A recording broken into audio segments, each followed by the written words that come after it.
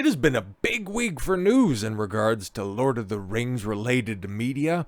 At the end of last week, we had the announcement that Peter Jackson was going to be getting the band back together, heading on up to Warner Brothers to release 6 films that nobody really wants. Like, who really cares about the origin story of Gollum? Like, it's so great that you have all of the heavy hitters back. Andy Serkis is going to be back in the role, and you have ideas about telling, the Strider stories. It's like, okay, cool, fine, I guess. But it's not going to be a shade in comparison to the great trilogy. This year is celebrating the 20th anniversary of its conclusion, so it's like, it's going to be the best that we're going to get. And during that video, when I was talking about that stuff, I said there were also rumblings that we're eventually going to get hit with an announcement. Amazon is going to threaten us with the release of Season 2 of Rings of Power, and the day that video dropped was the day that they announced, oh yeah, tomorrow we're going to have a teaser out. It's like, oh, okay, cool. You went from this big old build-up, this huge build-up, Season 1, where for all of the Amazon packages that were going out, you had the special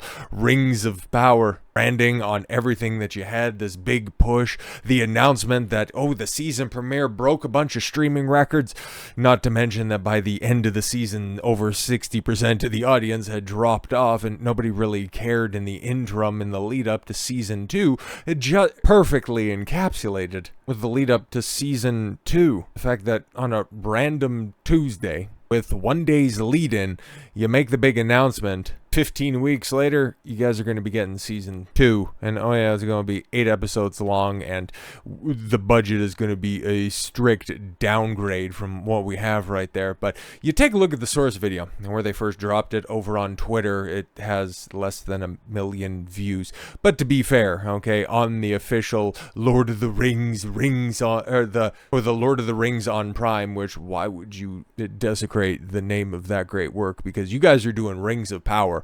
You can leave Lord of the Rings to the professional, and it has 3.3 million views and quite a few sycophants, but also quite a few hidden replies, if you will. But the response over on the official Prime Video page, well, it's still going to be mid. Just make your own fantasy IP, and then there's nothing to ruin. And yeah, that's basically the sentiment that's out there. But you see, when this dropped, 7:30 in the morning, May 14th. It's a hilarious juxtaposition to Warner Brothers. That very same Warner Brothers who also announced that, yeah, Peter, Fran, Philippa, and Andy were going to return to Middle Earth. And something I didn't point out about the statement, because, well, I chose an article that didn't have the statement in it. My mistake is that Warner Brothers was throwing shade at Amazon, knowing that their competitors had something cooking, and that the moment that they made their announcement, they also had something cooking. But look at this. For over 2 decades, moviegoers have embraced Lord of the Rings film trilogy.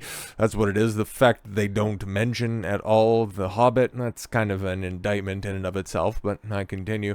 Because of the undeniable devotion Peter, Fran, and Philippa have shown towards protecting the legacy of Tolkien's works and to ensure audiences could experience the incredible world he created in a way that honors his literary vision. The fact that they phrased that the way that they did, not even a week before Amazon was going to drop their teaser trailer and make their announcement for Season 2, kind of lets me know they have their finger on the pulse of the Lord of the Rings fans, because you can say whatever you want about this show, and I've got quite a few descriptors that wouldn't necessarily fly over here on YouTube, but everybody pretty much has it, okay? Like that comment right there perfectly encapsulates, okay, make your own fantasy IP and then there's nothing to ruin.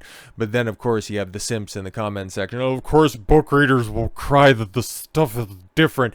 Yeah, of course, fans of the IP are going to complain, justifiably so, when Amazon says that they're going to be respecting the work of Tolkien and then blatantly condensing, changing, rearranging what was happening during the Second Age and simply inventing a show because Tolkien didn't specifically say, well, this didn't happen, therefore it could have happened. But yeah, can't just like a show for what it is, and this show was great. Nobody talked about it. Remember, Season 1 came out in 2022, the first week of September, and then it wrapped up 10 weeks later, and nobody discussed it. It came and went like a fart in the wind.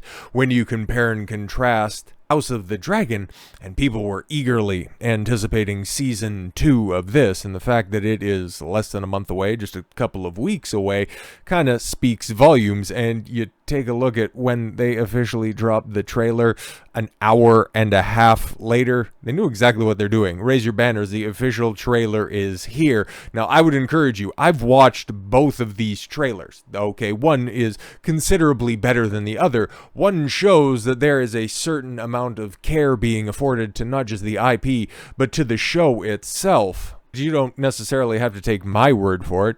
You can just look at the comment sections of wherever you decide to view these trailers, whether it be over here on X. We've seen the response on the Rings of Power side of things, but everybody else pointing out the obvious. Okay, House of the Dragon dunking on Rings of Power. It's beautiful. We got this Airhead.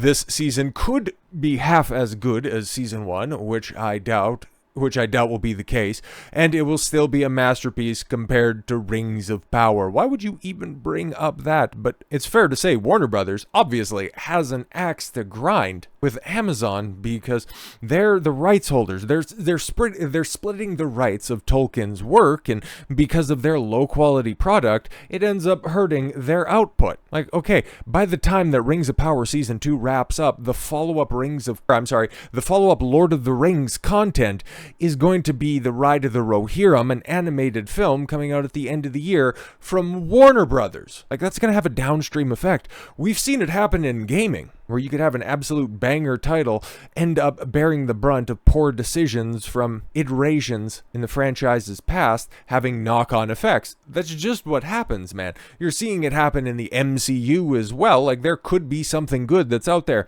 Hear good things about X-Men 97. Might be talking about that in the next couple of days, and the fact of the matter is, it could be great. But nobody's going to care because there's brand damage associated to this. When you take a look at House of the Dragon, there was a lot of reservation, quite a bit, justifiably so, at season 1. But then by the end, you could see, and you can go take a look at this, okay? Viewership steadily continued to go up, and I would anticipate that is going to be the case for season 2 as well. I cannot wait for this. But then again, I also cannot wait for Rings of Power to come around because, brother, look at this.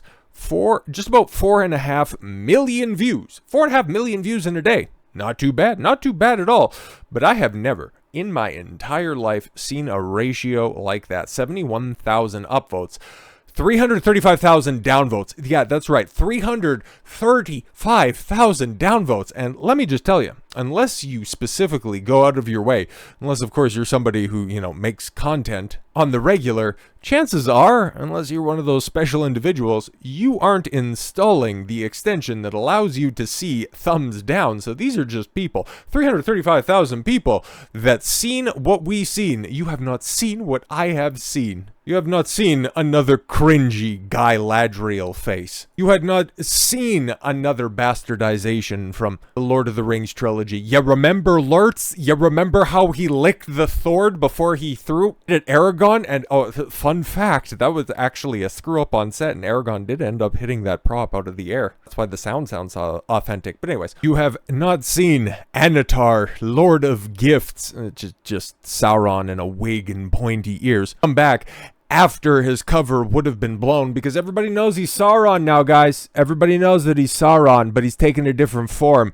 which means you got a blonde wig. You're going to tell me earnestly that this is going to be a good season of television? No, man. The public is definitely turned on it. Like, listen, stuff was getting ratioed beforehand, mostly because of the dumb stuff that Amazon and a bunch of the cast members were saying about the show, and then everybody seen the season, or at least the premiere, or seen clips online, because you could tell this viewership was going downwards. Nobody talked about the show after it was done. Hell, you could see the shill media, all of their old articles while the show was coming out at the time. Guys, this is the greatest thing we've literally seen, and it might even be better than the original trilogy. And then when everything is all done and dusted, giving it a couple of weeks breathing room, oh yeah, that was actually like hot, steaming trash. That's what we're going to be getting, except this time around, there's not going to be any air of inauthenticity, because they already overplayed their hand. They already let their real opinions be known to the public, that